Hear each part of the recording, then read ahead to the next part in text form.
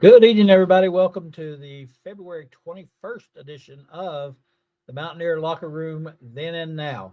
I'm Greg Christ, your host for the show. Be bringing in Frank Fear and Mickey Plumley here in just a little bit, who helped me with the hosting duties. We have a very special show tonight. We think it's very special. We've talked about this for weeks, and finally it's come to fruition. We're going to take a look at some of the highlights of the wonderful life of one of our dear friends, Mr. Dale Wolfley, who unexpectedly passed this past fall.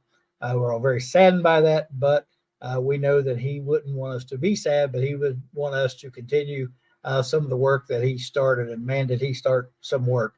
One of the things as I got to know him that I realized immediately was his passion for giving and helping, and that it continued right up on to the time of his passing, and so thankful to have gotten to know him and to have a somewhat of a relationship with him. I didn't have the relationship that some of our guests are going to have. Did have with him tonight, the guest that we have on the show, and most importantly, his family.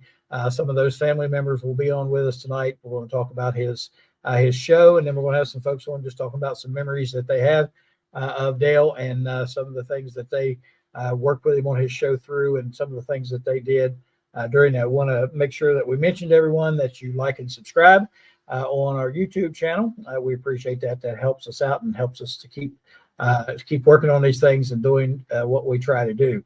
One of the things we try to do is we try to make sure that we keep legacies alive, and hence the name of our show, the Mountaineer Locker Room Then and Now. We focus on some things that are going on now with recruiting, ball games, et cetera, et cetera. But we also like to look back to the past then, and talk about some of the things that went on back then, and some of the players that played back then, which we've had a few on, and of course Dale was one of those. And of course, again, we want to talk about all the things that he does and has done throughout his life. He has they have we'll talk more about this with the family when they get on. They know the details more so than I do. We want to let everybody know that there is a polar plunge that they're having this weekend on Saturday. Kicks off at noon for registration, and then they'll take the plunge around 1 or so out at Cheat Lake, and they're raising money for Special Olympics, I believe I heard one of them say. So we'll talk more about that here in just a few minutes, but we want to give everybody that information, and Frank will put that up throughout the show to let people know when and where. And even though I've already said it, we'll put it up there so people can see it and maybe get out and contribute and take the plunge. We were discussing the weather a little earlier. It's been awful nice around here. It was close to 60 today, maybe over 60 today. So it might not be it might be more of a tropical plunge than a polar plunge, but we'll wait and see on that. I wouldn't bet too much money on that. So you may want to dress warmly for this occasion. Anyway, we want to get on with the show now. You don't want to sit and listen to me yapping. We'll get on with the show. We'll bring Frank Fear in before we start bringing in our guests. Frank, welcome to the show. Good to see you again, my friend. Well, good intro as always, Greg. Good to see you. And you're right. We've been looking forward to this as we got prepared for this show. We heard from a lot of people, and it was the same comment. We miss Wolf. I mean, one person said today, when he died, a little bit of us died with him. And I think so too. Yeah. And one of the fondest things for me to remember, I got him on my show. I don't remember how all that transpired, but I remember calling him. And I thought, man, I don't know if he wants to do this or not. He said, call me back here in just a little bit. I'm working out. I'm like, okay. And I was like, I don't know. Didn't want to keep bothering him. Finally, he's like, yeah, I'll come on and help you out. He was amazing. We had so much fun that night with him. So I had him back a second time, and some of the joking going on between him and some of the other players that I had on was awesome. And he was just such a great guest. And then from that point, we talked a lot. We texted a lot. Talked on the phone occasionally about different things. And he was really an inspiration, I think, to all of us. And me doing that show and then watching his and seeing, how he did it and how good he was at it. And it was just fascinating. And like I said, such an inspiration to all of us, with not just, his abilities to do those things on TV and then later on these live streams, but the passion he had for raising money for special causes. I think I think one of the things that caught me the most, and he was passionate for sure. Yeah, there's no question about that. And, I think Mountain Man puts it well. He was a true mountaineer. You remember I wrote a piece a couple days after he died, and I asked people on Facebook what a true mountaineer meant to them. And, it's guys like me who are academics, we go from theory, and most people that I know go from experience. And a lot of the things they said really, I think, was based on their experience and appreciation for Dale Wolfley. So thank you, Mountain Man. You're absolutely correct. Yes, indeed. One of the things, another thing that I recall after I got to know him better, and we talked a bit, I'd ask him one time if he'd mind if I give him a call to pick his brain about the show and some things that we could do. I wanted to find out, from his end what he'd done. And he said, normally, I'm a little skeptical of people, I think that sometimes maybe they're just trying to get in and that sort of thing. And he said, but I know you. And he said, I know you for real. And I know you're a true Mountaineer fan. I would be happy to help you. And that's all it took. I just got to know him a little bit like that. And he, he recognized immediately. So he shared a lot with me. And I tell you, it was a lot of fun to talk to him, a lot of fun to get to know him. Like I said, as far as a guest on the show, one of the best, if not the best, I had on there because he was just so passionate and just a ton of fun. But what we want to do, we've got some family members to bring in, and I'm going to name them off, and you can pop them up there as I introduce them. Of course, we have his sons, Stone and Maverick, and his wife Kathleen with us. I think all of them are going to come up at the same time, I believe. And Frank's got their names at the bottom, so you'll know which one's which. So you'll know. So welcome, you guys. We appreciate you guys being here. This is so awesome for us. Thank you. Thank you. One of the things that we focused on a lot, of course, was his show, The Wolfman's Call. And, I watched it religiously myself. I was on the show a couple of times, maybe twice. I don't remember, but it did a great job. And I know, Kathleen, the first time I met you, I said, you don't know me from Adam. You went, oh, yes, I do, too. I helped produce that show, so I remember you. So that touched me. I really thought that was nice of you. But I want to get each one of your feelings about his show, or your show, I should say.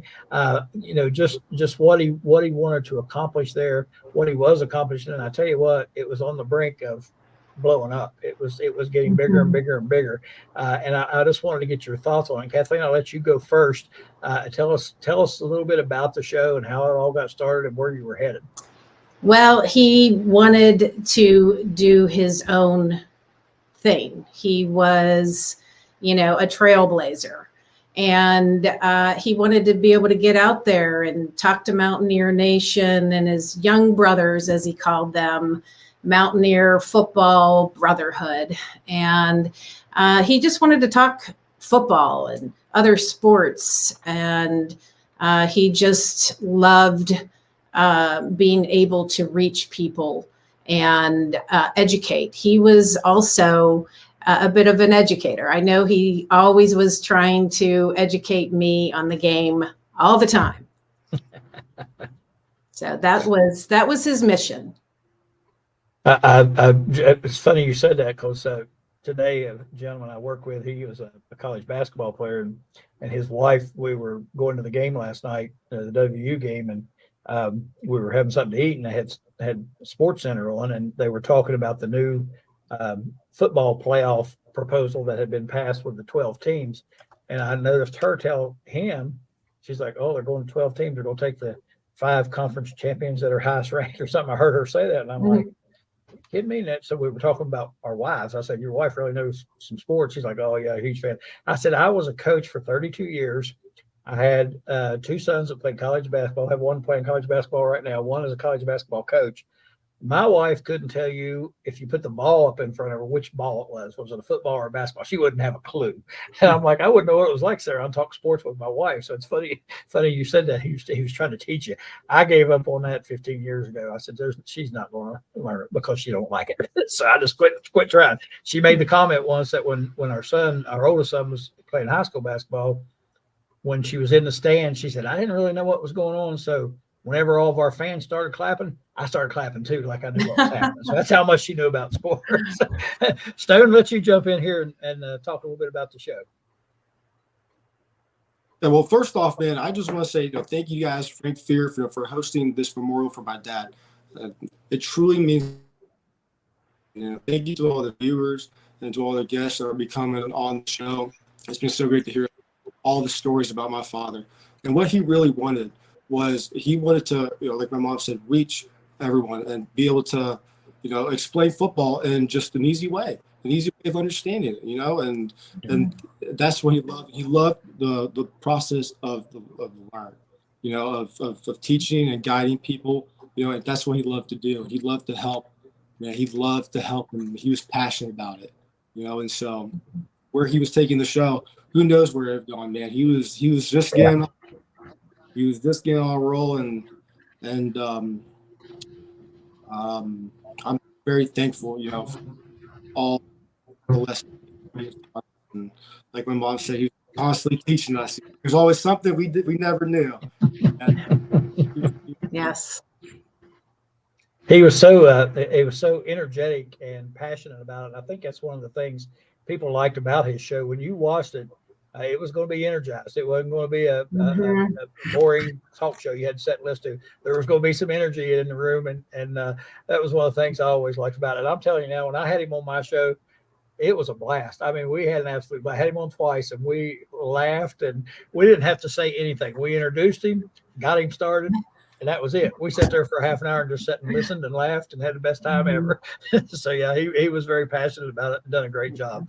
And he was, I mean, he joked and had a good time and all that, but he was serious about his show, what he was doing, and he's serious about the Mountaineers. And I don't think there's any question about that. And I think that's another thing that people gravitated towards was his passion for WVU and, for doing that show right and getting that information out. So Maverick, let you take a shot there.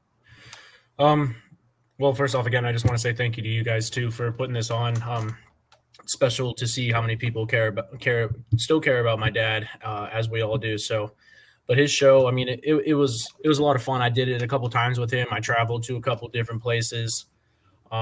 We did it down in Marietta and then in Charleston for the Penn State game. So I got to do, some special time with him before he passed away and everything. But like you guys say, just his energy is very infectious, and it was hard not to get, hyped up for the shows when he would do it. Or if we were at home, sitting outside his den, the Wolf's Den where he did it, where my mom's sitting right now. It was always energetic. You could hear the big boom, that he shouted every time. Oh yeah. It's just very special. And there's, I could go on and on and on about different things, but I think the most memorable thing for me is his energy, and then just, him giving his boom every time. I don't know, there's just something special about it. Yes, there was.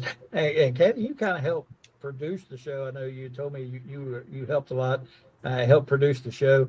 And the show was, it was evolving into a bigger show. You could see that happening. We could all see it because we watched it from the beginning.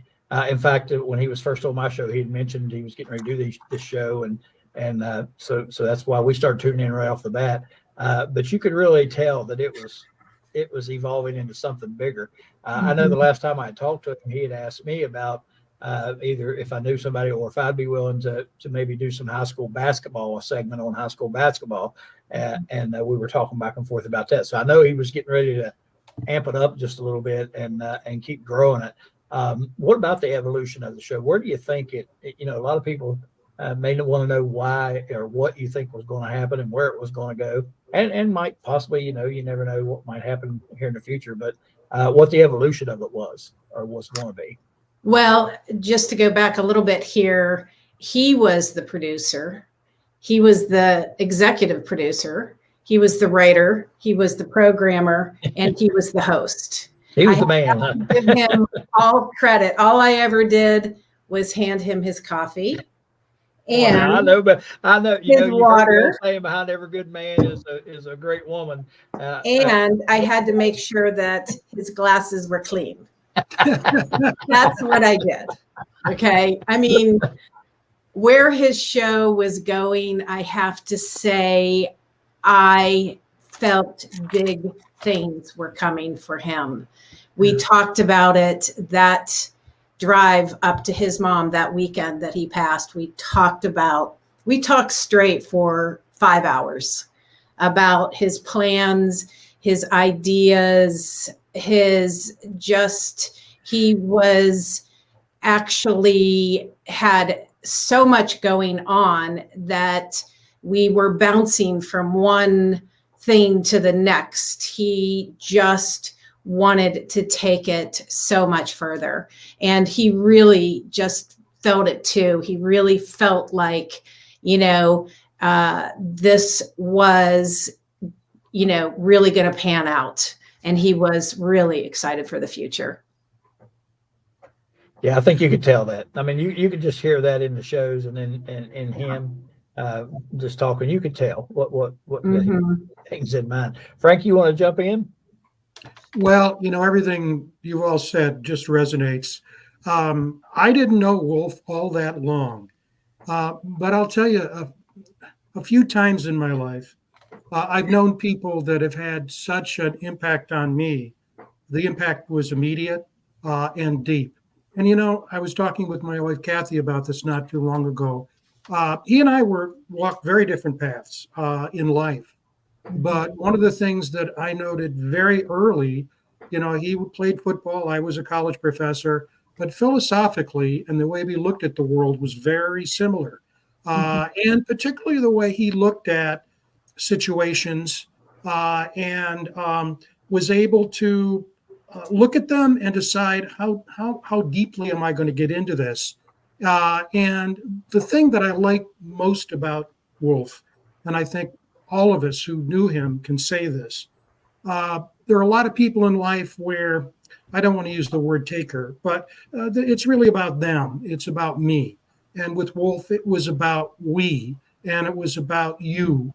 And as Keith Hawkeye will talk about, I'm sure when he comes on, special love for kids. And by the way, the information about the polar plunge, both how you can give and when it's going to be this Saturday, Greg talked about it. Those links are in the comments. And so we encourage you to give to the Special Olympics, contribute financially, and go if you can this Saturday at Cheat Lake. But his commitment to children, making the world a better place, giving of himself, and always taking the high road. I'll stop with this one story. One day he was really going off on Coach Brown. I mean, really. And he was very concerned about the way the team was going and whether they were tough. And, it's interesting because not too many days later at his press conference, Coach Brown talked about what the Mountaineers were going to be in last season. And I started listening, and it sounded an awful lot just like Wolf was talking about. And it really was Mountaineer football, what it should be. And boy, I'll tell you, I miss him every single day. After that happened, Frank, he and I were talking on the phone, and he said, he always called me Coach. I don't think he could remember my first name, but he said, Coach, he said, they're watching. And I'm like, what? He said, they're watching. And I said, who's watching? He said, these folks in Morgantown, they're watching. They're watching my show. They're watching your show. They're listening to what we're saying. I said, did you gather that from the press conference? He said, well, partially, yes. So yeah, he knew. I want to get to before we bring anybody else on, and Stone or Maverick, either one of you. I'm not sure which one of you are taking the plunge, or both of you. Get you guys to talk a little bit about that. What that I've said the time, the date, and all that, but you guys might want to reemphasize that, what it's for, and how it all works, and how they can give. And either one of you is fine. I don't know. Are both of you taking the plunge? I'm doing the plunge.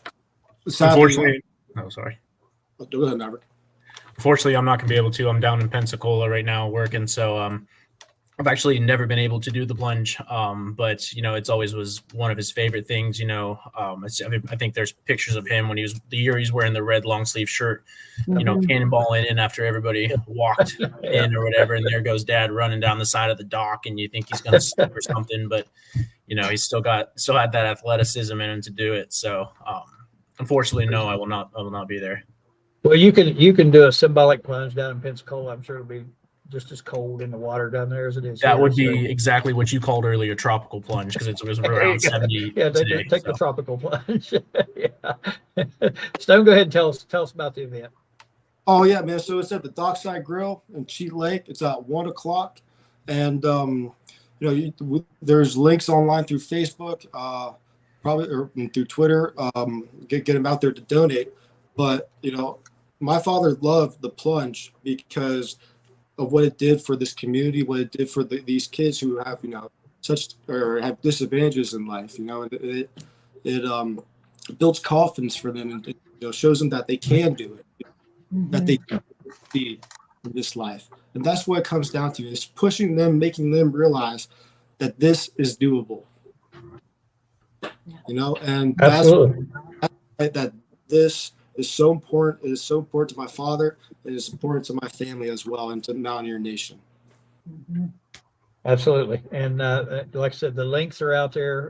And Frank, I don't know if you have the link to put on screen before we go, but hopefully we can get that up there so folks can see it and see how to get involved. It's already there in comments for anybody who is online. And the nice thing about the comments on the StreamYard is those are clickable links. So for those of you who are viewing, even archived, you can just click the link and go to the GoFundMe and contribute, or you can get more information right there.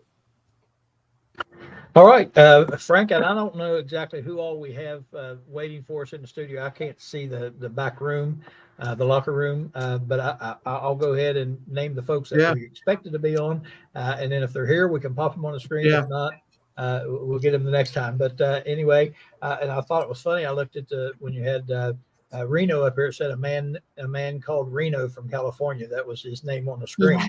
And well, there he is. He's there. Yes, he is. He is there. It's Reno Bellamy, and I guess from California is out there to join us. I think also we have Al Johnson with us. I do believe. Yep. And I don't know if Keith Hawkins has made it on yet or not. Not sure about. There he is, Hawkeye. Okay, we got Hawk on there. Very good. Keith Hawkins, close friends, and hopefully we'll have Daryl Prue here in just a little bit. I don't know about Daryl. If he's going to make it or not. And then also there's a guy named Mickey. They said, there's Daryl. Hey, Daryl. How you doing? All right, buddy. I said it's a shame we didn't get to talk Mountaineer basketball tonight since they pulled off the big win last night. And we don't get to talk about that. So this is more important than that game. Much more, yes. And of course, I think there's somebody sneaking around back there named Mickey Plumley. If Mickey's there. And hey, good evening, Greg. Hey, yeah, Mickey, it's great to be here in this tribute to Wolf. Awesome. Thanks for the invite. Yes, sir. And I'll tell you what we'll do, since we have so many folks on here. Again, I mentioned this to some of you earlier. We'll try to go in sequence and order to get you to talk a little bit. We've talked to the family members. Keith, I'm going to start with you. And if you don't mind, just reflect a little bit on your relationship with Dale and what it meant to you and some of your experiences on the show with him. If you don't mind, just go ahead and talk about that. Well, I met Dale through the hospital originally with my daughter Zyla, sick girl. I guess I was not there, but I guess there was an instant connection with Dale and Zyla, and it just snowballed. And I don't even think Dale liked me for the first 3 or 4 years. No. He just, I was just a knot on a log. But our relationship grew through that, and man, Dale was like a brother to me. I miss my morning text, 4:30, 5 o'clock in the morning. I'd always get a text or something from him. Yep. And just like you said earlier, Dale, a lot of people seen Dale out, seen him on the screen. There was two sides to Dale. There was Dale with that big personality, and then there was just Dale, just Yeah. the regular guy. And his heart was so big for everybody. He introduced me to so many people. He never wanted nothing from anybody. He was such a giver. Just a great guy. I miss him. I miss our conversations. We talked about everything. I just miss him. But it all started through my daughter. Their relationship was just something special. Awesome. I know you said that about him not liking you. I know the first time I talked to him on the phone, I don't remember how I got his contact info or anything like that, but I called him, and after I got off the phone, I'm like, man, I don't think he's very happy with me. It just seemed like, but then he called me right back an hour later. He was working out. He was telling me he was working out. And he's like, now, what are you doing? He kept saying, what are you doing? What are you doing? But anyway, he was so nice after that. And like you said, he wasn't in any of this. He didn't do things really for himself so much. I know he had told me privately once, anybody up here in Morgantown that he knew that played ball that he could help me with as a guest on my show, he would be more than happy to get me contact info. A lot of people that do this kind of thing don't want to share that kind of stuff because they don't want you doing better things than they're doing, or they don't want there's something going on there. He was never like that. He just like, tell me who you want and I'll see what I can do to get him on there. So he was so awesome about that. A man named Reno from California. Let's check in with you, Reno, and let's you were very close to Dale and did a lot of work with him. Tell us your story. Well, it's funny. We started the same way. I mean, when I met Wolf, he said, "You're not a Mountaineer. Get out of here." And we laughed about that. I bring it up, and I think it hurt his feelings when I keep bringing it up. But I said, "Listen, we're still friends." And, we just kind of, I'm not from West Virginia, and I'm not, I didn't go to WVU, and you probably didn't even know about WVU when I was young. But I would have. It's a nice place, great school. So he slowly brought me into the fold and said I could be an honorary Mountaineer. So I hope everybody can deal with that. We had a lot of fun. He's very talented. I don't think people realize how hard it is to run a show like you're doing right here. It's not an easy thing. And he kept the conversation going. He was an unbelievable listener. And he was that guy. The way I saw it was that never wanted anybody to be hurt or left out. So if he was going somewhere and you knew him, you were going. Sometimes if you didn't want to, you were still going. But I just think that's a great quality. You don't see a lot of that. You don't have that. When you guys are talking about being a giver, he really was. He loved, but he never wanted the party to end. He just loved to be around people. He loved the energy. He loved to be around. And if somebody was looking sad or wasn't part of the group, you were going to either dance or act like you're dancing or doing something to act like you're having a good time, or he looked like he'd beat you up. He's one of those kind of things. He really wanted to make sure. So, but man, we had a lot of fun. And it wasn't just on camera. I mean, we would take these travels and have to stop somewhere. And then out of nowhere, to tell a funny story, we were at a coffee shop at like 10:30, heading over to, I think, to Beckley to talk about some program stuff. And next thing you know, they're bringing out a bourbon that they made or a moonshine. And we're like, we're in the morning. We don't need this. This is a coffee shop. So we tasted it and moved on. But it was just, who does that? Who can? How do you get a conversation at a coffee shop where they pull out moonshine? I don't understand. And it wasn't you were in Southern West Virginia. Yeah, that's where I'm from. So it was a lot of fun. And Kathy's saying she's not part of the show. I'll tell you one thing. Nothing was going on the show unless she said it was good. So there were some things Kathy doesn't like that. It's out. All right, it's out.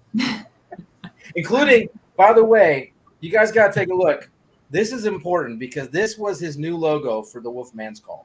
The two of them designed it. It went back and forth.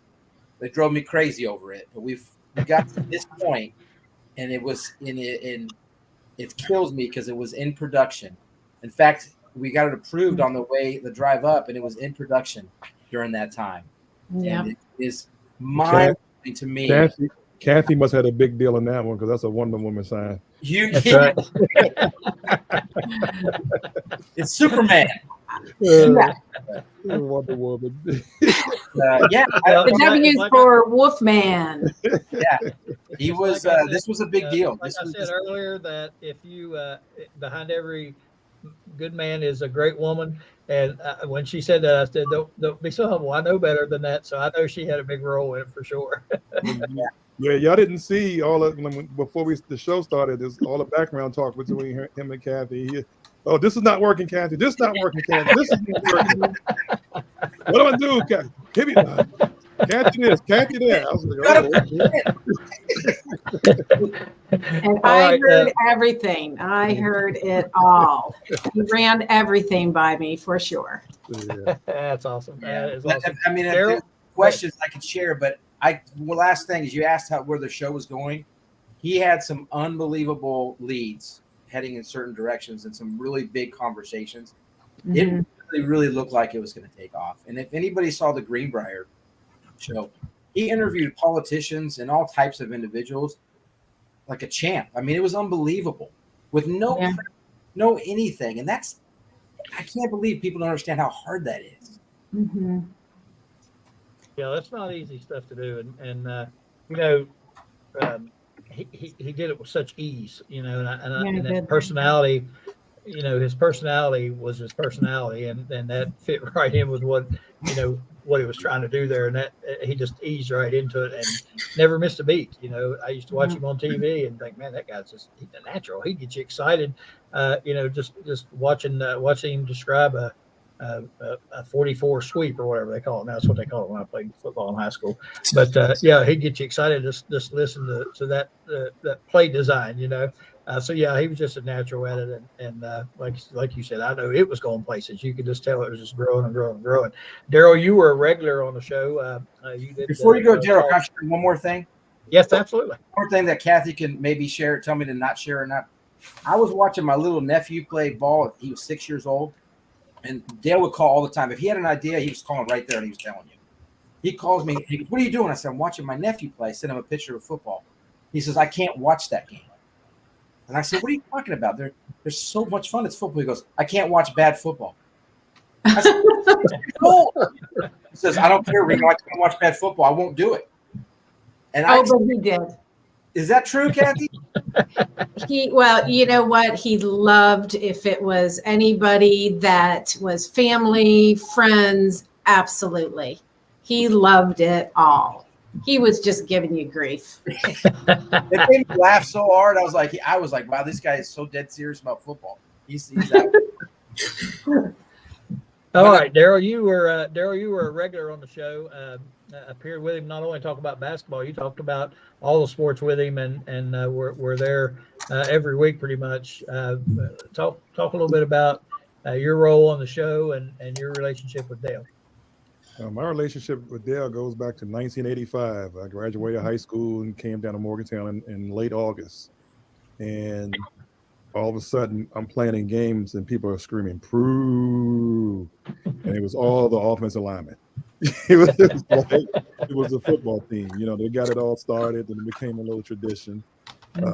He was a good friend in college. I thought I was a football player, so I hung out with the football players. They hung out with us. So, I used to eat in the training table with them. That's how I got so fat at one time. But it was a great experience. Like even with the show, even before the show, when he was working with the Alumni Association, I wasn't coming back as much. And he started inviting me to the football games, had me on the field. He was doing a lot of things to get, people back who wasn't coming back as much. He did a great job with that. And then out of the blue, he calls me about doing the show, the basketball show, just out of the blue. And when someone thinks of you when you're not around and you're not there, that means a lot. That shows you what kind of person he is. He's like to be a partner. Break it down to elementary status, this and that. he told me a lot of things. He said, "Yeah, I want to, try to help you get back to, down here on campus." And like you said, a lot of it was building. It was building fast, and he had a lot to do with that. And just like it was a rumor that I was in line for the job in basketball. I just showed my face, to a game, and it wasn't true. But that was that kind of power and visibility he had at West Virginia. Just the boom. Like even you see him out eating. It's boom. It's always boom. Mhm. I thought he was talking about Freddie Smalls. Al. We used to call him Boom Boom. Boom. You know what I mean? So Yeah, boom, boom. Yeah. so it's it shows you what kind of friend it is when someone is thinking about you when you're not there. You know what I mean? Yeah. Not, Right. and bringing you into something, and that was growing. And we talked a lot about a lot of different things the last year, as far as basketball and football. He got me into the football thing, so I started coming on there. Act like I know what I was Right. talking about. So he thought he was a basketball player too. So yeah, Yeah. the big man. All the big men not physical. They got to knock somebody down. So those days at Towers when we used to play outside on the basketball court there, kind of came out of them. So, but it was fun. It was devastating. It's still devastating. I don't think if Frank wouldn't have this show, I probably wouldn't have came down to Morgantown this year. It was just Right. it was just hard, to think about. It was just a big void. I was looking forward, to seeing him, talking to him during the week, sending him clips. He's asking questions, what you want to think. He just didn't, have the show. He included me into the show. Yep. But we both knew that Kathy was in charge. So, but he was a great man. You know what I mean? Like you don't have men like that all everywhere. He was just a great man. Yeah, he did do his prep work. I know he'd text me a few times and asked me about different things about basketball, Yeah, he did. backline defense and that sort of thing that he didn't really know about, and or I would comment on the show and he would get to comment and go with it from there. But yeah, he did prepare. When you watch shows like that or any of these shows, you can always tell when people prepare and when they don't. It's pretty obvious. And yeah, he definitely prepared and was ready. You mentioned the getting fat at the trainer's table. One of the last times I spoke with him, he and I were going to meet for lunch and have one of the Wolfman burgers from Kegler's. And I told him I had one the first week I come back up here to start working, and we were going to get together and have one again in celebration. He said, we get together and eat a Wolfman burger. Yeah, how many people have a burger named after them? That's right. That's Yeah. right. That's right. It's good too, Kegler's. It is very good. Yes, it is. Yeah. It's very good. He was bringing a lot of people back. Damian Owens was on there, Tim Kearney. We had Dale Blaney on there, so it was a lot of different people that people haven't seen in a long time coming on the show. Lowe's Moore was going to come on. I think he came on once too, and just a lot of different. We were calling everybody and trying to get them on the show, and it was new. You know what I mean? So I think just like with the football, it would have been picking up really fast. He was innovative. He was a mover, and he was bold. He really wanted to do a lot, especially going forward with basketball. DP. Yeah. Yeah, DP. Yeah. Yeah. Yep. Yeah. He, like I said, he had talked to me about doing the high school basketball segment. Yes. Possibly, and I knew he was getting ready to move some in that direction. But yeah, he used to give me a rough time about the basketball coaching stuff. I'd make comments on the show about something they were talking about, and he didn't really understand it or say, I don't know what this is, and I'd comment and let him know, and then he'd start, these basketball coaches, they think they know everything. Yeah, he loved that he was on your show twice until Frank Fear, and then he got really, really mad because Frank got on twice too. I think it was so funny. You remember he said that? Oh, absolutely. Yeah. I had Brian Joswiak on, and the first thing Brian says, now, I need to ask you something. He's like, Dale Wolfley's giving me a hard time about being on twice, and I've only been on once. How did I end up? So then when I had Daryl Talley on, and Daryl said to make sure that I told Dale and Brian that they were the warm up acts for the main show. He thought that was hilarious. Whenever he thought that was really funny. So yeah, he was proud of the fact he was the first 2-time guest. Yep. Yep. We couldn't wait to get him back on. I told the guy that does the show with me, I said, why don't we just get him on next week? Because this is having him on all the time. He would have kept doing it. He loved it. Yeah. Had so much fun. Al, we have Al Johnson, as you can see the name there. Al, you of course had some close and personal experiences with Dale as well. If you want to go ahead and give some insight to your relationship with Dale. I tell you what, I met Dale. Gosh, probably when Ronnie played at WVU, and Dale would come down and he'd come to games and visit. I remember when Ronnie was probably a junior. He says, Coach Al, he says, Dale will be down here in a couple of years. He'll be a Mountaineer. I said, I said, let me ask you a question, Ronnie. Is he as tough as you are? He said, he's as tough or tougher than I am. And I tell you, he was a pretty tough football player, obviously. Yeah, because Ron was tough. Way tough. Yeah. And you know the thing I remember. The fullback. We have fullback. Yeah. He came in as a tailback. Came as a tailback, and Coach Nealon converted him to a fullback. And of course, Ronnie. There were players on our team. I don't know if anybody knew this at the time. They were scared. They were scared of it. They were scared of Ronnie. They were scared. Wow. Because, he was just so tough. He only had one speed. But the thing that really stood out with me was initially when Dale came down as a freshman. Remember, we were like 2 weeks into camp.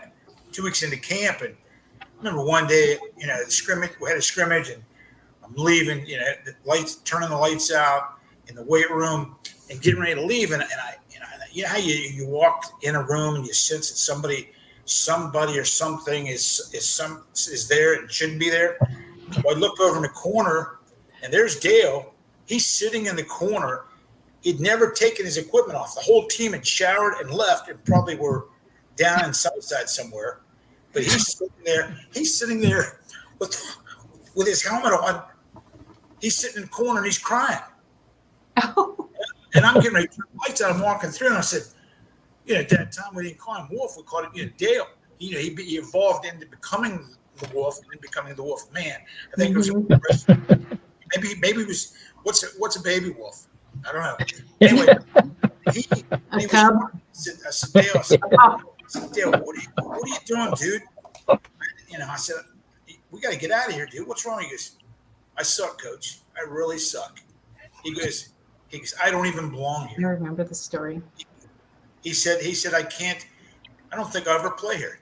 I said, wait a minute, dude, you've been here 2 weeks and you've already decided this? You think that, hey, you've got a lot of maturation and maturity and development to go. I mean, hey, 2 years from now, if we're still sitting here and you're still sitting in the corner, I might agree with you. But I said, right now, I can't say that. And so, I got him up, and got him out. But he was something that it left an effect on me because, I knew that showed me he cared. That showed me he had a lot of pride. I mean, I know he had a lot of pressure on him, because of Ronnie and Craig. I knew that because he'd fallen in their footsteps. But what was neat, he was a tremendous worker, tremendous. I mean, he was, some kids and Stone, you and Daryl, and of course Maverick can relate to this. Is sometimes as coach, you keep one eye on the whole team and one eye on the guy, on the person who's maybe not working quite as hard. Well, he was one of those ones, obviously, that worked very hard, extremely hard, and he was a tendency to overwork, but he was unbelievable. But I remember, after he graduated, I moved on, I left, went to some other jobs, but would come back periodically in the last 15 years. And the thing that I noticed about him, I saw confidence grow. I saw a boy become a man, and I saw the thing that I was most impressed with when he was in charge of athletic alumni. And Daryl, I think, hit it on the nail on the head. He was the great connector. Yeah, he had the ability to connect older alumni with current and even younger alumni. And that's an ability a lot of people don't have. But the thing I appreciate about Dale, we connected here probably about a year and a half, 2 years ago, reconnected and asked about, hey, come on, get this show, Would you like to come on? I said, sure, whatever I can do to help you. And we talked about development, strength conditioning, but his humility. The thing with him that I liked one-on-one and spending time with him was his humility, and he liked to help people, like everyone's already mentioned. But he was he's one of the most unique people I think I've ever met in all my travels. But he just had that ability to engage people and connect people, and he loved people, and he was a giver. Mm-hmm. Yeah. Mickey, I'm gonna get to you here in a minute. We'll change directions just a tad. Al, you tell that story about him feeling like he wasn't good enough to play there, and I'm not gonna tell the story right now because I want everybody else to have a chance to talk and express their feelings. But he told me a great story about an Ohio State game. We were playing Ohio State up at Ohio State, and he told me about coming into that game. It was a great story, but again, the humility and that he felt the going in, not being ready, and that sort of thing. He expressed all that to me, and I thought it was really, really interesting because he was a daggone good player. I mean, he was good, and you don't think about players that are that good thinking like that. I can't play here or whatever. And I know he grew into that, but great story from the Ohio State game. I'll tell that later on. Mickey, you dealt with him quite a bit as the varsity club director, and I think that's what you want to talk about. This Mickey Plumley. For those of you who don't know, you should know. Mickey played for the Mountaineers back in the late '60s, early '70s, and Mickey dealt with Dale in the varsity club and when he was the director. Tell us a little bit about some of that. Hey, thanks, Greg. It's a real pleasure and an honor to be here to remember Dale this evening with everyone else. I got to know him back in 2018. Al, you're a good straight man, buddy. That was a great lead-in for what I have to say, because he was serving in the capacity as the director of the varsity club. And, in that position, he had responsibility for building the brotherhood, keeping the brotherhood alive, not only currently with present-day Mountaineers, but as you mentioned, with former latter-day Mountaineers, I'll call us. So he contacted me early in 2018, and we started talking about the importance of our generation back in the late 60s, early 70s, being involved in a program. He was a firm believer that, brothers were brothers. Didn't matter if you were 25 years older than your football brethren or 50 years older than your football brethren. We were all united with Mountaineer blood.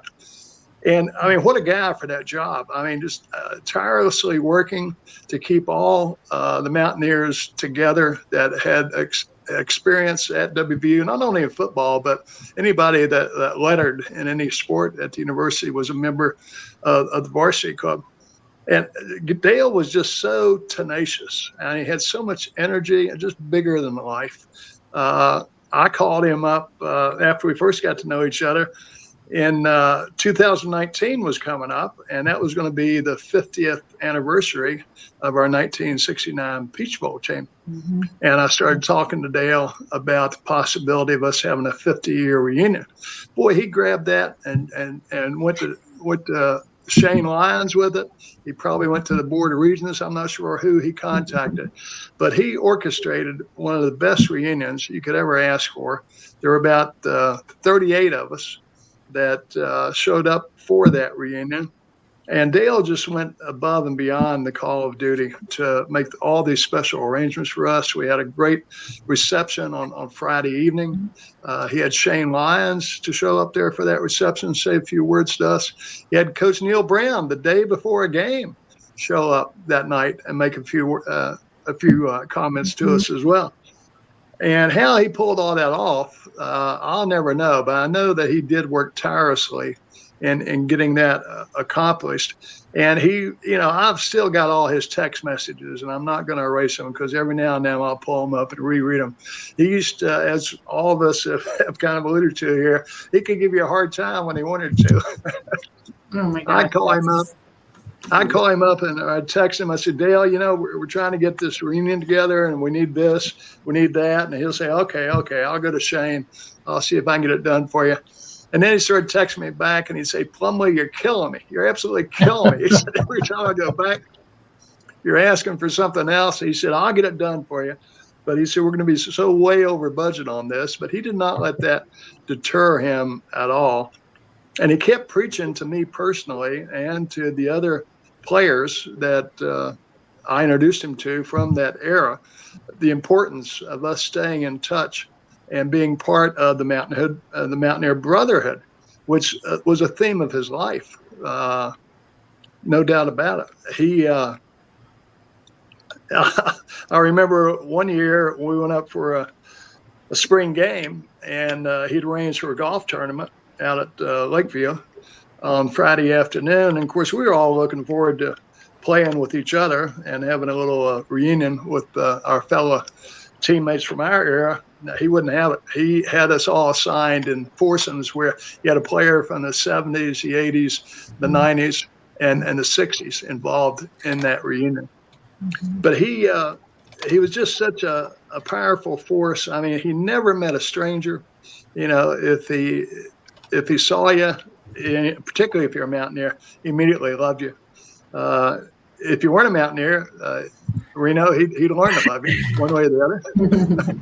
But I had a personal occurrence with him too, and I just wanted to speak about here briefly that I think speaks to, you know, the love that the man had for his fellow man and for the work that he was doing and the caring that he had. My kids had gotten me a retreat package up to Snowshoe, West Virginia in 2018 to celebrate my 70th birthday. And I was up there on top of Snowshoe in the summertime, just having a grand old time. And all of a sudden I had a medical emergency and I had to be medevaced over to WVU Med Center. And I got over there and they said they were going to have to do exploratory surgery to find out what was wrong with me. I said, well, let's do what we have to do. So I woke up the next morning after this surgery, and it turned out I had a perforated colon from diverticulitis. And I woke up and I was looking out my hospital room window, and I saw this flying WV up in the sky. And my first thoughts when I woke up was, you know, have I passed away here? Am I in heaven? God went to heaven. They had put me in a room in the hospital that was facing the stadium, and it was the WV at the top of Mountaineer Field on the outside of the structure. And when my head cleared a little bit, I sensed a presence of somebody else in the room with me, and I looked down at the foot of the bed, and there was Dale sitting on the foot of my bed. And he looked at me. He said, Plumley, it's about time you woke up. He said, I've been waiting about 30 minutes here. He said, I got stuff I got to do here. And I think he was over there that day making his normal visits to the children's cancer ward, which he did on a regular basis. And he also worked tirelessly with Jeff Hostetler and raising money for the addition to the children's wing there at the hospital. But he began, I mean, the fact how he found out, I asked him, how did you find out I was here? He said, well, I keep my ear to the ground on these sorts of things. I don't know how he found out, but he immediately began giving me a pep talk on what I needed to do to get recovered so that I could get back out there. He said, I'm depending on you to keep me in touch with all these players that you were involved with back in the 70s, and I need you back on your feet. So that's the type of guy he was. Yep. I tell you, he just, I actually adopted him as a younger brother of mine, truth be known. No official ceremony, but just a wonderful man. I'll remember him the rest of my life and the impact that he had on me. There'll never be a truer Mountaineer than Dale Wolfley. Boom! Awesome, Mickey. Awesome, great stuff. And he we have a Pitt fan on here commenting on what a good guy he was and how nice he treated him, even as a Pitt fan. So there you go. That shows you what a uniter was. We have one more fellow down here in the corner hiding from us. Lee Javins is going to join us, and Lee, talk a little bit about your relationship with Dale and what he meant to you and the things you shared in your all's lifetime. Well, first, I'm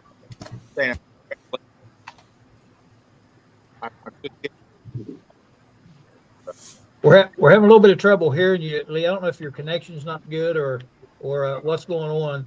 If you want to check that out, we also have, and I'll come back to you here in just a minute. But we have another gentleman that we couldn't get on the show tonight, but his name is Mark Parsons. Mark, most of you probably know, does a ton of WVU pages on Facebook and other places, and really keeps track of Mountaineer football and basketball. He knows what's going on. He and Dale were close and spent some time together. And Frank was able to interview Mark and record it.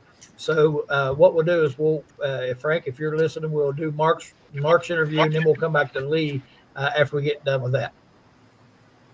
Just wanted to touch a little bit on how Wolf and I met each other. Actually met in 1986. He was a redshirt freshman, and I was a student trainer. And I lived in Towers with Mark Wayne, another trainer, on one side of the hall, and Tom Madaria, a graduate assistant football coach, lived on the other side. We kind of managed things in that dorm, so to speak. Provided medical assistance and things like that as they needed it. And I met Wolf during that time. He was a redshirt player that season. After that, I went off into the real world. I went to the University of Louisville and was working with their football team. And then Wolf went on with his career at WVU and into some other things. He got into coaching and so forth. And we didn't reconnect until the 2014 Liberty Bowl in Memphis, Tennessee, when we played Texas A&M. I happened to be at a function with my family where Tony Caridi and Dwight Wallace and everybody were doing their a preview show the day before the game. And, it was a big alumni presence there, and the band was out in the parade and everything. And we just bumped into each other in line there in the food line and started talking. And he had mentioned that he was working with the varsity club and asked if I was involved in that. And I said, well, no, I wasn't a player. I was a trainer. And he goes, well, anybody that was involved in the program needs to get involved in this. So I signed up, and we started having somewhat of a relationship there. I helped promote his events on social media and so forth. He kind of tied me in with Brian Joswiak with his charity golf tournament, and they did some things together in some Legends events and so forth. And then Wolf kind of went off on his own with got out of the varsity club and went into Wolfman Productions, and he had the Wolfman's Call show. He had his Three Wolves of football with his two brothers, Ron and Craig. And then he also did a show with the ESPN affiliate in Pittsburgh with Penn State and Pitt as well. He did that once a week on Thursdays. And then he also did a weekly segment on Channel 5 in the Clarksburg area during the season. Well, I helped promote all of those events on social media. Really started his Wolfman's Call show started to really take off. Well, I helped him get some guests, gave him some ideas. We bounced things off each other. Pretty soon it turned into a working relationship where we talked every day when I got home from work, and I promoted his show, Monday through Thursday. We worked well together, and even came up with the idea that he probably should do something with basketball. He's like, basketball, I don't know anything about that. I said, well, you don't have to. You're really good at managing the show itself. We can bring in, some older players, and they can do the basketball X's and O's like you do for the football side of things. And so that's how that kind of took off. And that was a great success as well. And we were really moving forward. And I was even actually thinking about going full time with him with Wolfman Productions. And then I got that dreadful call on Sunday from Frank Fear and also from Paul Freeze, a former equipment manager, that Wolf had passed away. And I was just in a state of shock. My son and I were in the car. I'd come back from watching a Pittsburgh Steelers game in downtown Nashville. And I couldn't believe it. Still I'm not over it yet. I mean, I was used to talking to him every day. I had just talked to him on that Friday before the Sunday he'd passed. We were talking about Monday's show. Dale was a true Mountaineer. he loved the university. He loved the state of West Virginia and WVU itself. He really had a lot of pride and did a fantastic job with the varsity club as far as bringing in former players and keeping them tied into the university. But then Wolf has taken that. He took that on to his show, and always had great guests, with former players. He tied the present day players into the show as well as the past. I think it's important to preserve our history, of the program of WVU sports. A lot of younger people out there don't have any idea of the vast history of Mountaineer athletics, and I think it's important to preserve that. And Wolf did a great job with that. I don't think you'll find a finer person. He had so many friends out there that really loved him so much and helped him with all of his endeavors. He did a lot of other things too. He was tied into Special Olympics of West Virginia, as well as he, like I said, he helped Wolf or Joe Zwiak with his golf tournament, and he helped some other charity functions in the area, and was just a good-hearted person. He's really being missed right now. He's going to be missed this upcoming season, and I'm just kind of at a loss every day when I don't have him to talk to, and I'm not working with his show. That's just a tough thing when he passed. Like I said, I'm still not quite over that yet. All right, that was Mark Parsons. Again, a lot of you folks probably know Mark from some of his work, but does a great job on the social media side of things with all the WVU stuff. And he was a big contributor. He's helped me a lot with my show, getting guests and that sort of thing. And of course, was getting to be pretty regular with Dale as well. And I think he expresses all our sentiments when he says he's still not over it. And I don't think, you get to know a person like that, I don't know if you ever really get over it. You learn to deal with it. I know when you lose folks, you don't get over it. You just learn to deal with it. And I think so many people have the same feeling. We just still can't believe it. It's still hard to believe. But great job there by Mark. And again, Mark does a great job with the WU stuff. If you haven't been on social media and checked him out, you need to get on there and take a look at some of these stuff. He does a great job. Frank, I'm gonna have you come back into the studio if you will. I don't know if we lost Lee or what exactly happened to him. He was having a hard time connecting with him, but we'll try to get Lee back in here in just a minute. And I don't know, did we lose Lee, Frank?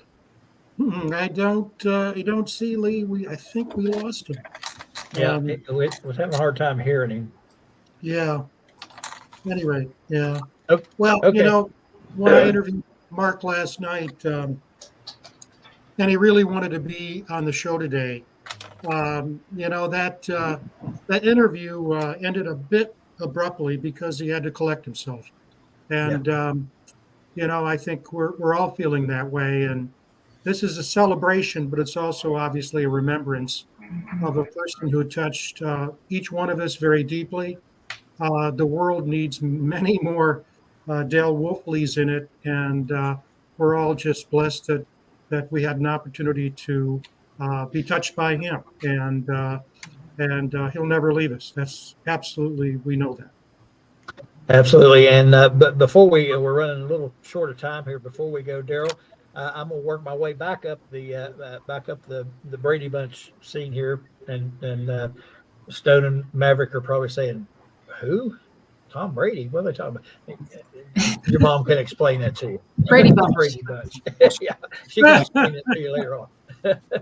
Anyway, so Daryl, I'll start with you and just give your final thoughts, and then Frank, I tell you, the easy way to do this maybe is when Daryl gets finished, we'll say goodbye to Daryl and let him go. And we'll do that all the way up, and we'll finish up with the family. So, Daryl, if you want to give your final thoughts here on Dale. Well, as everybody said, Dale is missed. I don't know how anyone recovers from it. I'm sure his sons are devastated, and his wife is devastated. But just know he was like a brother to me. It was family. all these years. I've known him for a lifetime. I've known him before y'all two were born. So it's a lifetime, of a good person, and it's hard to put in words, what he meant, but just know, everybody loved him, and he was one of the most genuine people that you'll ever meet. So, no, y'all got family over here. If you ever need to talk or need anything, we are here. Thank you. Daryl, we appreciate you, buddy, and I guess we'll see you next Wednesday night. We'll talk some basketball.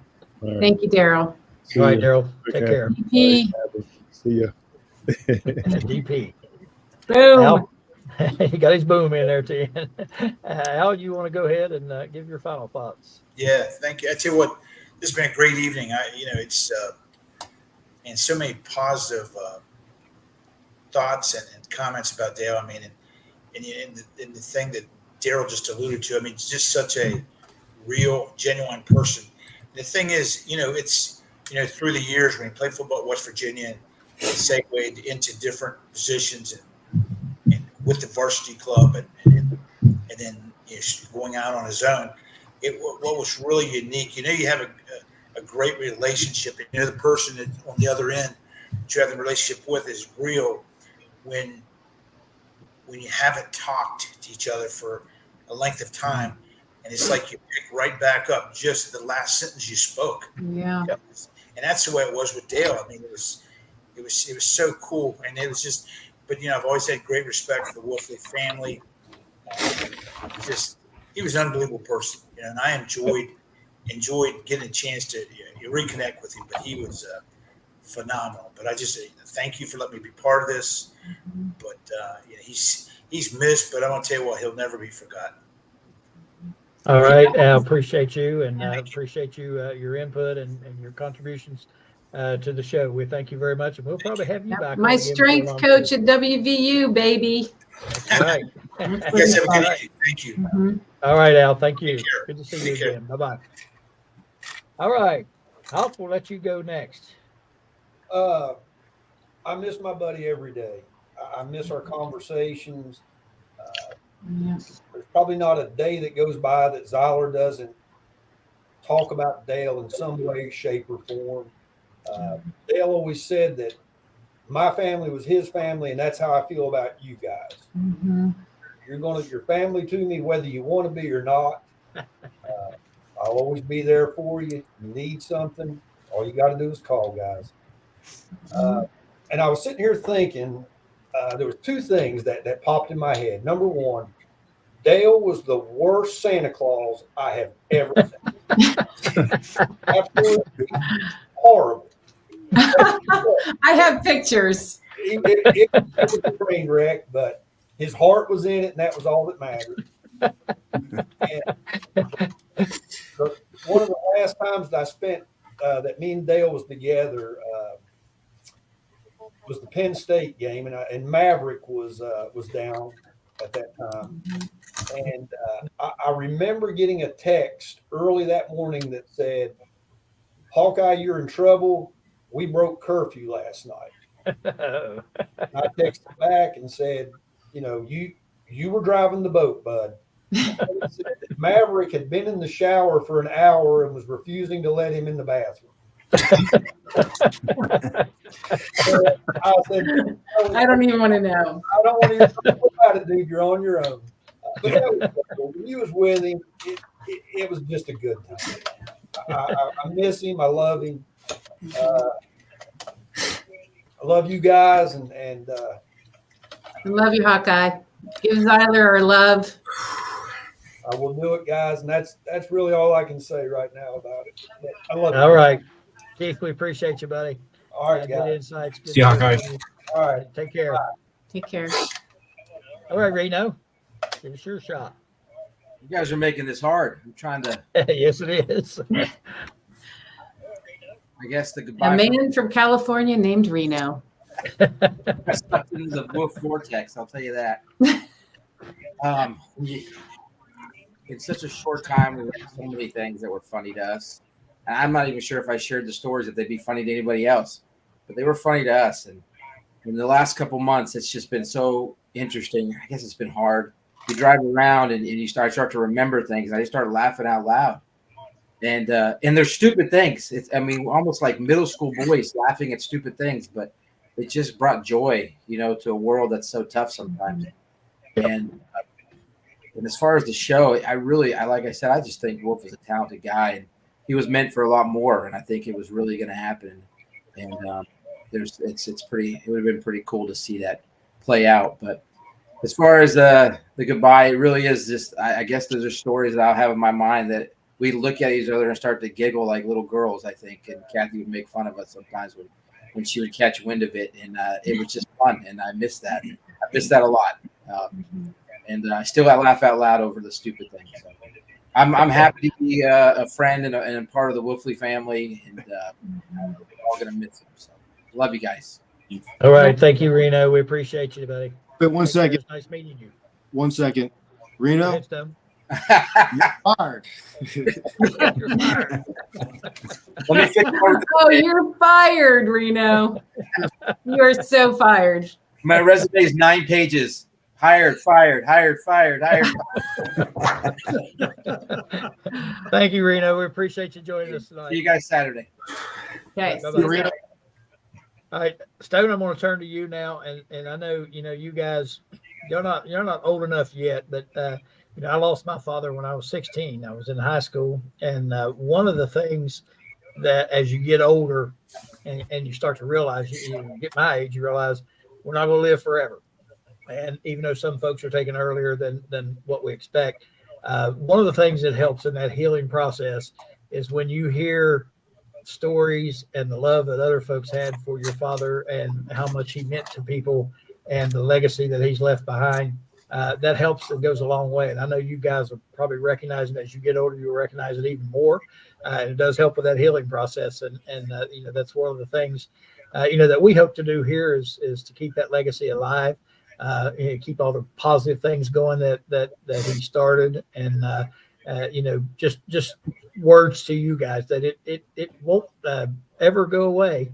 You always remember it, and it'll always hurt you. But there's positives to be taken. So just remember that. Stone, you want to finish up with what you have to say? And Stone, if you'll stay with us, don't leave us. Just hang with us. We'll talk to you a little bit after the show. Yeah, you got it, man. My father, he always taught, or one of the biggest takeaways is he always taught us to lead by serving. To serve your community, to serve your brother, you serve your sister in need, just to be there for anyone who needed. He taught us always silver lining, like look at this situation. It's a bad situation, but what good came from it? Right. That's how he always taught us to stay strong and lift others up, and that brings more joy. And he enjoyed doing all that charity work, and you're right. He'll never be forgotten. We'll always carry that, and we'll carry on his legacy, and just I just want to reassure everyone that our family, we will continue his charity work and his legacy for Mountaineer. Awesome. We cannot let that die. Awesome. All right, good job. Appreciate all your insights tonight. It's good to hear. It's good to hear from people who truly knew him inside and out, and that's always makes the story ever better. And I'm sure all of our listeners have enjoyed listening to you guys as well. And we appreciate you so much. Maverick, you want to say a few words before we sign off?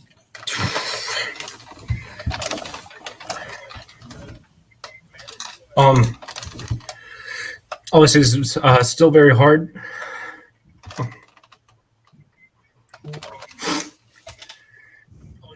All right, Kathleen, we'll jump over to you, Kathleen, and give Maverick a chance to compose himself. I know this is not the easiest thing in the world to do for these guys or you. And again, we can't tell you how much we appreciate it and what it means to us.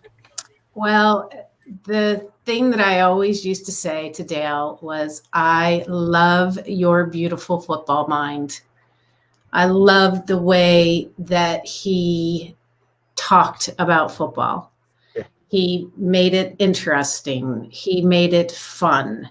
And I learned a ton over the last 30 years.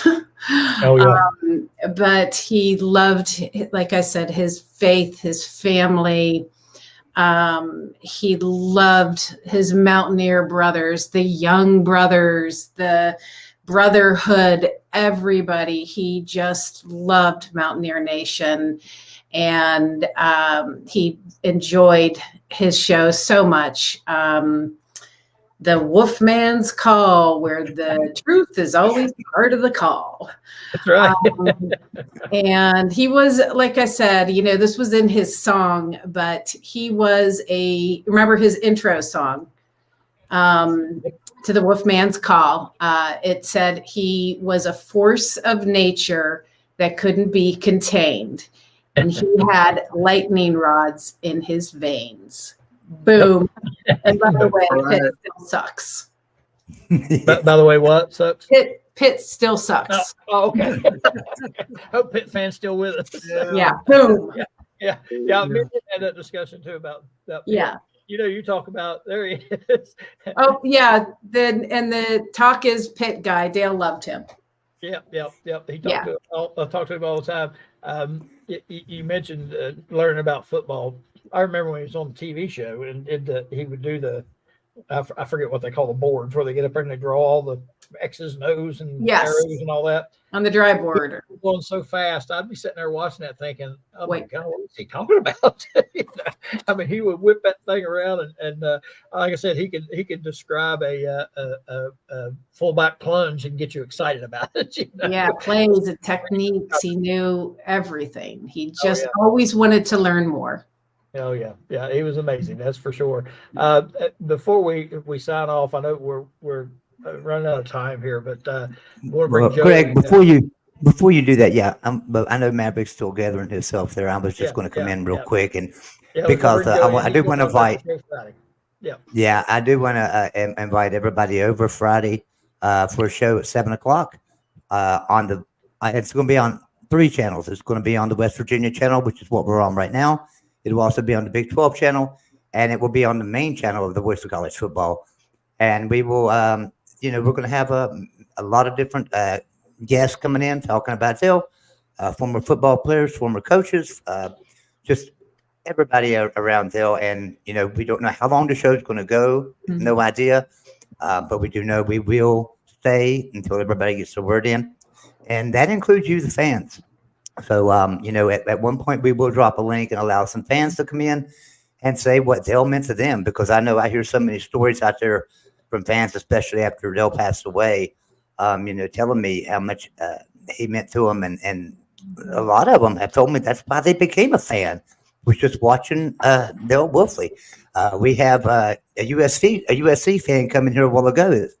He didn't know about Mountaineer football at all until he started watching Dale's show right here on the Voice of College Football, and fell in love with Mountaineer football because of the Wolfman. So I'm hoping that everybody that's in the chat can come in and maybe be able to call into the show and talk to the rest of the fans as well as the family and tell us what Dale meant to you. But anyway, I will get out of here and let you guys finish your show. I appreciate everything y'all have done tonight. It's been an amazing show. I've really enjoyed it.